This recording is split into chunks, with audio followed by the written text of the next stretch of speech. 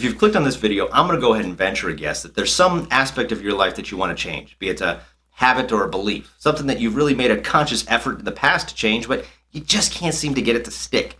Maybe it's your ability to lose weight and actually keep it off. Maybe you want to be better with your money, more fiscally responsible.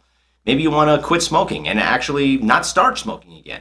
It could be any one of these or honestly 1,000 other things.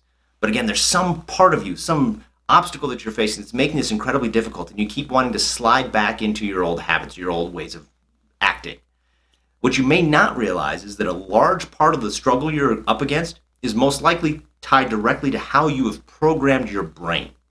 And understanding this programming and honestly how to combat it can absolutely make the difference between ultimate success and failure. And that's what we want to go over in this particular video. I want to explain what this is, how you can change it, and what that would mean for you specifically in your life. So one of the first things you need to understand is that one of the most powerful driving forces that determines what we will or will not do is this underlying psychological need to be consistent, first and foremost, with how we perceive ourselves, and then secondary to a lesser degree, how other people see us.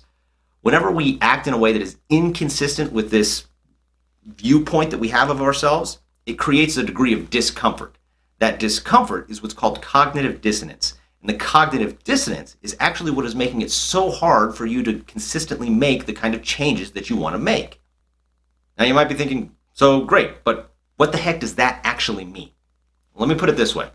I want you to take a moment and I want you to think about an aspect of your personality that's really important to you. Maybe something that you're really proud of. Now, if you were to introduce yourself to somebody else, what's one thing that you would definitely bring up because it's a big part of your identity?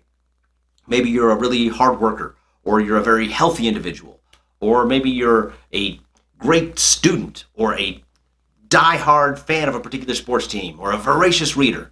Something like that, something again that you're proud of that's a big part of your identity. In fact, go a step above and beyond and add that to the comments section. Tell us right now, what is the one thing that is part of your identity that is a really, really big, important part of who you are as an individual? Okay. Now, I want you to think about that, and you've got some rules that you've created around that, some criteria that have to be met in order for you to be that kind of person.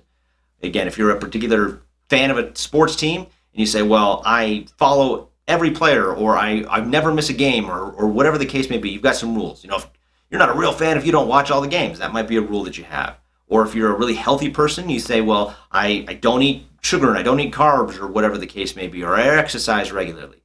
If you're a hard worker, you're like, my rules, I always do my best, and I always, put forth my best effort, and I'm willing to go above and beyond. So again, you've got rules. If you didn't do these things, then you wouldn't be that kind of person. Okay, now that you've got that, I want you to take a moment. I want you to think about doing the opposite. If you're a diehard fan of a particular team, but just imagine just not watching games anymore, or not following the players. Or if you're a really hard worker, imagine just half-assing stuff, just saying, you know what, I don't care. It doesn't really matter. I'm just going to do the bare minimum. I don't care. Or if you're a really healthy person, I want you to think about not exercising or just saying, screw it, I'm going to go ahead and eat cake and chocolate and candies all the time. Now, imagine not just thinking about it, but doing it, and then doing it repeatedly. The truth is that if this is a really an important part of your identity, even thinking about doing the opposite would make you a little uncomfortable. Like, well, I don't like that. Actually doing it would make you considerably more uncomfortable. And doing it consistently would create a lot of discomfort. In fact, it would be difficult for you to do those things consistently because there would be so much discomfort there. That discomfort is cognitive dissonance. You are doing things that are inconsistent with how you view yourself, and that makes it actually difficult to do those things because of that inconsistency. Now, here's where the problem can come in. If you've got a behavior that you want to change, you're going to run into the fact that whether you realize it or not, a part of your identity actually reinforces whatever that bad behavior is that you want to change. Let's take smoking, for example. If you've never smoked and I offer you a cigarette, you would easily say no. I mean, you wouldn't need to say, well, what brand is it? Or is it low tar? Is it menthol? Is it a light? Is it whatever it is? You wouldn't worry about that because you're not a smoker, so there would be no temptation. You don't smoke, so none of those answers would change what it is that you were going to do. But if you are a smoker, you would think about those things because consciously or not, you'd say, well, I'm a smoker, and what do smokers do? They smoke. And your brain wants to be consistent with that. And even if you're telling yourself, well, I'm quitting smoking, you still say, I'm a smoker who's quitting smoking. So whether you realize it or not, you're still identifying as a smoker, and your brain wants to be consistent with that. Now you might be thinking, well, Grant, how do I know if I identify as a smoker or not in this particular example? Well, if you're currently trying to quit smoking, are you counting how many days it's been since your last cigarette? If so, why? If someone quit smoking 10 years ago, do you think they say, oh, it's been 3,714 days since my last cigarette? No, they might say, it's been about 10 years or so. The truth is, they don't see themselves as a smoker, so they don't feel the need to count. If you were really a non-smoker, it wouldn't matter whether it's been a day, a week, a month, 10 months, 10 years. So if you're counting the days that it's been since your last cigarette, on some level, you're saying, well, I'm just using that to gauge, did I get further this time? This time I made it 12 days before I started smoking again. If you woke up tomorrow and truly saw yourself as a non-smoker, it would be irrelevant how many days it had been, because you're not in the process of quitting. You're just a non-smoker. And once you get to that point, the idea of smoking will actually bother you. The idea of smoking will actually create that same discomfort. You don't believe me? Talk to anyone who's ever quit smoking and then they have a dream that they smoked. They are mad when they wake up because that is inconsistent with how they see themselves. So now I'm sure you're wondering, okay, what do I have to do? Do I simply say, okay, I'm a non-smoker, and now it's magically better? Unfortunately, it's not quite that simple.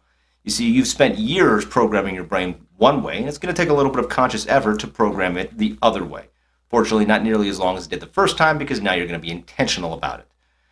What the first thing you need to do is you need to identify, okay, this is the habit I want to change. So what part of my personality is consistent with this habit? Again, if you're smoking, it's because you perceive yourself as a smoker. If you're struggling to lose weight, it's because you see yourself as someone who's not healthy or something to that effect. Identify that character trait that you need to change because it reinforces that bad habit. And then you need to identify what is the new character trait that I actually want to adopt. Because while you can't simply say, I'm a non-smoker, and all of a sudden it magically happens, that is still a part of the overall equation.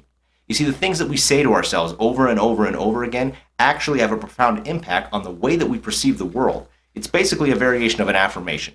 You need to start, if you're consistent with this, and you need to start saying these things consistently to yourself and identifying as this type of person, that sets you up for infinitely more success.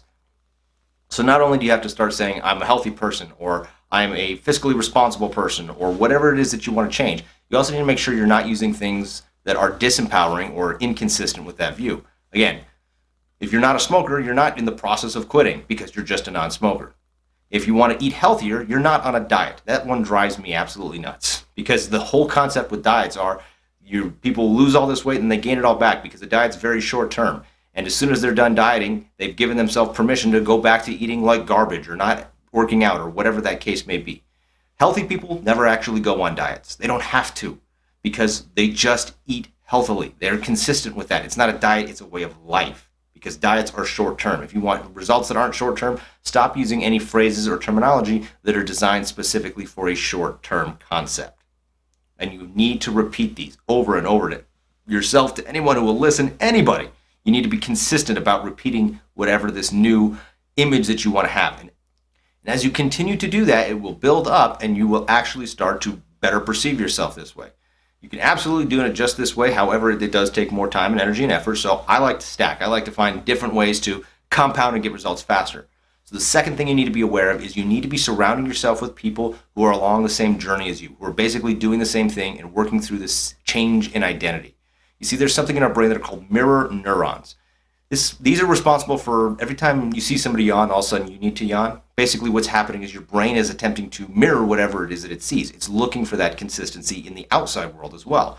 So if you're surrounding yourself with people who are doing the same thing, who are kind of on the same journey as you, they're working to change their identity, become a healthier eater, become somebody who's fiscally responsible, or become someone who exercises, or whatever that might be, then your brain will see that and will do its best to want to mimic that, which will dramatically increase your rate of success because of that association that you have.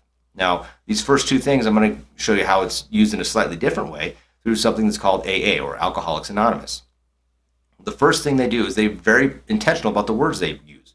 If you realize that someone who's a recovering alcoholic has never recovered, it doesn't matter if they stopped drinking last week, last month, last year, 10 years ago, or 30 years ago. They are never a recovered alcoholic. They are always a recovering alcoholic. Why is that? Because if you're not an alcoholic, then it's okay to have a drink. So if they perceive themselves as cured, I'm no longer an alcoholic, their brain will say it's okay to have a drink, and then they'll spiral back into these negative patterns. They are taught, no, you are a recovering alcoholic, and an alcoholic can never have a drink. A recovering alcoholic can never have a drink, so it helps to reinforce that. But oftentimes that in and of itself, while powerful, is not enough. They need to enhance it. That's why there's a support system there. That's why they connect with people who are going through the process as well. That's why they've got that support system to help ensure that they can identify as, I'm a recovering alcoholic, which means I'm not allowed to drink. And that's a huge part of the system that they have in place in order to help people get results. Now, there are going to be times or things where you don't have the support system you want or you need, or that just sometimes whatever it is feels like too much for you. You absolutely could make the change overnight. I mean, instantaneously, in a moment, you could make a decision and you say, I am a healthy person, or I am a non-smoker, or I am someone who works out regularly. You could absolutely do that. But sometimes, unless you've got some practice doing it, you might struggle a little bit. So there are going to be times where you need to break some of these things down. You need to basically take them and put them into smaller chunks. So as an example, if you want to be the kind of person who works out for an hour every single day, but your brain is telling you that's not you, you can't do that. You're not the type of person who's built for that. Pushing for an hour every single day might be a little too much for you to begin with. So don't do that. Chunk it down. Maybe you can't work out for an hour every day. You're not ready to accept that. But you absolutely could do 10 minutes. 10 minutes of brisk walking. And once you do that for a while, something that stretches you, all of a sudden your brain will go, okay, yeah, no, I can identify. I could definitely be the kind of person who's willing to work out 10 minutes a day. And once you do that, all of a sudden now you can work out 15 minutes a day. And then 15 could become 20. Basically, you're reprogramming your brain by showing it in incremental steps that, yes, you can do this, and you're just building on your previous successes. So if whatever change you want to make seems too big, too vast, absolutely feel free to break that down. Now, that being said, there is something I want you to be aware of, because this is a mistake or a trap that a lot of people will fall into. And that is, they've got an idea of what they want to be. They say, well, I want to be somebody who is, eats incredibly healthy, or who is in fantastic shape, or who is rich. The problem they run into is that they don't really know what it means. They've got unrealistic rules or expectations as far as what that means. They think, okay, well, a healthy person, they're never tempted by junk food, or they never eat things that they shouldn't eat. And the truth is, that's not the case 99% of the time. I consider myself a very healthy person. That doesn't mean I am not tempted by unhealthy foods. It doesn't mean that I don't occasionally indulge in hot tamales and Sour Patch Kids, because they're delicious. But if you've got it in your head that healthy people are never even tempted, then the moment you're tempted, no matter how hard you're trying, no matter how hard you're trying to set yourself up for success, your brain says, well, the rule is healthy people are never tempted. And since you're tempted, you're clearly not a healthy person, and you will default back into your old ways. You have to accept the fact that, okay, healthy people are tempted. Healthy people do eat these things, but they do it in moderation. And it's okay to do that on occasion. You don't have to eat just boiled chicken and broccoli for the rest of your life. Now, another one, and this one I want to highlight specifically, is because this is one of the biggest ones. People who want to be rich or wealthy, they've got it in their head, well, what do rich people do? What do wealthy people do? Well, they buy super nice houses, and they buy these luxury cars, and they buy expensive jewelry and all this other stuff. So they think, well, if I want to be rich, then I need to do those things. And this is a prime example of an unrealistic view on what it means to be rich or wealthy. True, if you think that that's how it's done, you don't actually know any really rich people. Because really rich people don't do that kind of stuff. I mean, they might periodically buy things. Again, I enjoy, I've got a couple of nice cars and I've got nice clothes and things like that, but I only use passive income to do that. I had money long before I started buying some of the things that I had. So if you've got this idea that you're rich because you have those things, you're mistaken. That's another one of those mistaken rules. You have to figure out, what do rich people do? What do wealthy people do? And this applies to everything. What do the people who have the identity that you want to have, what do they actually do? And then emulate that, not what you think they do. So, quick recap. You need to identify what is the behavior that I want to change, and which part of my identity is currently reinforcing that bad behavior. And then you need to take it and you say, what is the new behavior that I want to adapt? What part of the personality needs to change? How does my personality need to change? What kind of person do I need to become? And I would absolutely challenge you, if you know it, put it in the comments right now. You might inspire somebody else. Are you going to be a non-smoker? Are you going to be not a procrastinator anymore? Are you going to be this, that, or the other? Tell us. Share in the comments. Inspire somebody else, please. And once you've done that, you need to start picking out and being very careful with the word choice you use. You need to consistently adopt this new personality in your vocabulary when you're talking to other people. You need to cut out some of those things that don't serve you, those short-term concepts or ideas like quitting smoking or on a diet or anything like that, anything that's associated in that way. You need to find yourself a support system of people who are going through the same thing, because those mirror neurons are going to help you and help them to increase your rate and odds of success. And you need to be perfectly clear on what it actually means to be whatever it is thing is that you want, so you can set yourself up for realistic expectations.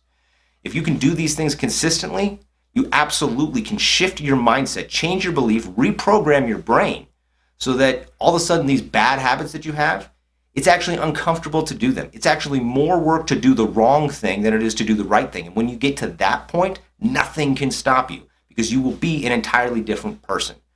If you found this video helpful, if you saw value in it, click that like button. Share it. Give someone else an opportunity to see it, because you never know who you're going to help. And if you're looking for additional ways to either understand how you think or specific tactics on how to improve different areas of your life, go ahead and click that subscribe button, because that's what this channel is all about. We're just trying to find new ways to help people and what have you. But in any event, I hope you took something away from this. I hope you use this to change your identity to be the person you want to be. And I look forward to hopefully seeing you in another video.